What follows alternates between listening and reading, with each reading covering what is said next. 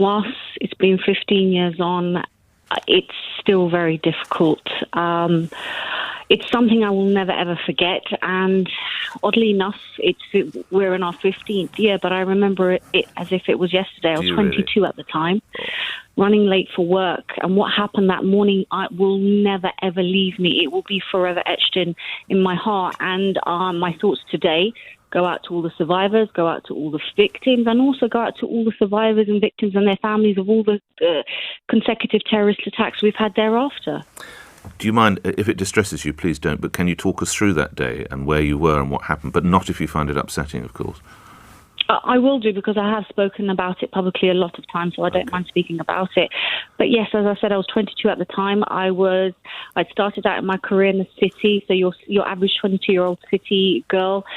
I was running late that particular morning, and I remember getting on the tube from North London on the Piccadilly line, and it was rush hour morning, busy. It was hot. I remember it being hot, and I remember the train leaving King's Cross, and I just kept looking at my watch, thinking I'm late. And 10 seconds into that tunnel towards Russell Square must have been the loudest bang I have ever heard in my life, and the whole tube shook, came to an instant standstill.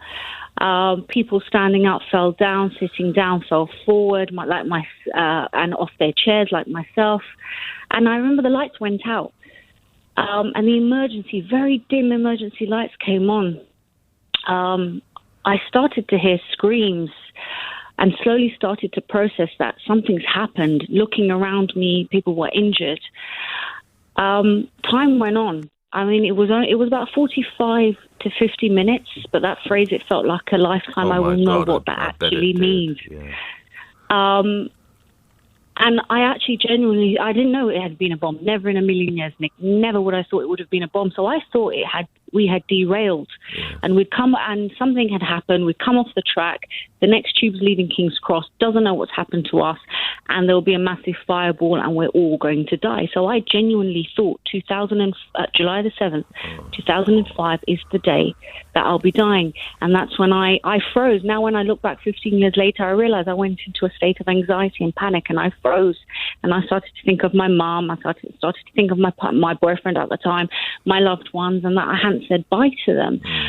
But all during this time, the screams, and I remember people banging on the doors, people banging on the glass, trying to escape. We weren't going anywhere. And this went on for 45, 50 minutes, and I remember people helping those who were injured, pulling out water bottles, and the noise and the heat and the black smoke. Actually, I've forgotten about the black smoke that immediately started to come through the ventilation system.